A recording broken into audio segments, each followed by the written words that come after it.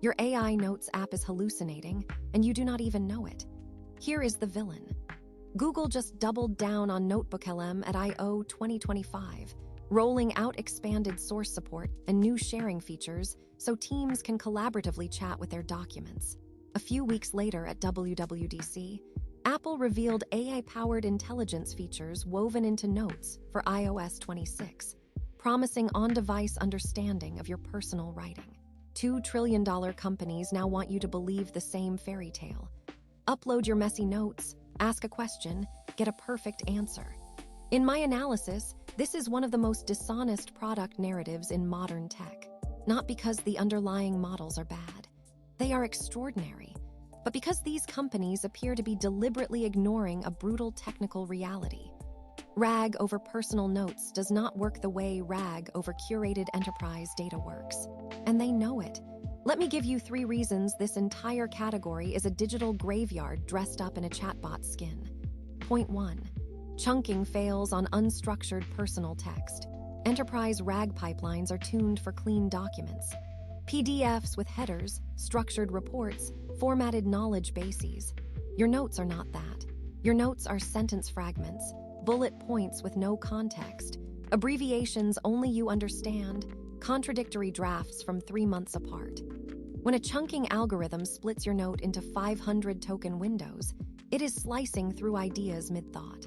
The retrieval step then surfaces these mutilated fragments to the language model, which confidently stitches them into an answer that never existed in your original writing.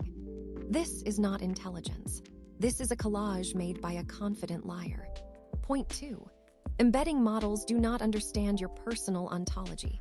The embedding models behind NotebookLM and Apple Intelligence were trained on internet-scale text. They understand what words mean in general. They have no idea what your shorthand means. When you write J-meeting-follow-up, the model does not know J is your manager, Janet.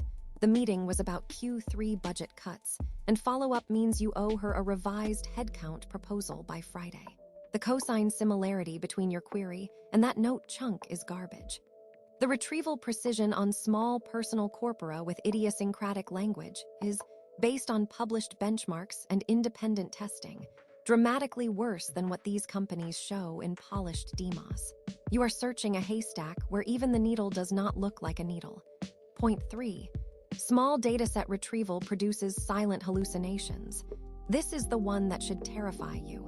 In large-scale RAG systems with thousands of well-structured documents, there is enough redundancy that the model can cross-reference and self-correct.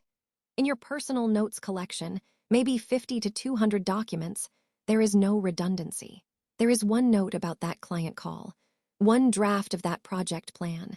If the retriever grabs the wrong chunk or misses the right one entirely, the model has no fallback. It does not say "I am not sure." It generates a fluent, authoritative, completely fabricated answer. And because it sounds like your notes, you trust it. Silent hallucination in personal knowledge retrieval is not a bug. In my analysis, it appears to be a feature these companies tolerate because the alternative, showing uncertainty, would make the product feel broken. If you are still watching this and the gears are turning, subscribe. Because the companies building these tools are not going to tell you any of this. Someone has to. Now here is the counterargument, and I will be fair. Proponents say the solution is better models, longer context windows, user-provided metadata, maybe even fine-tuning on your personal corpus. And sure, context windows are getting longer.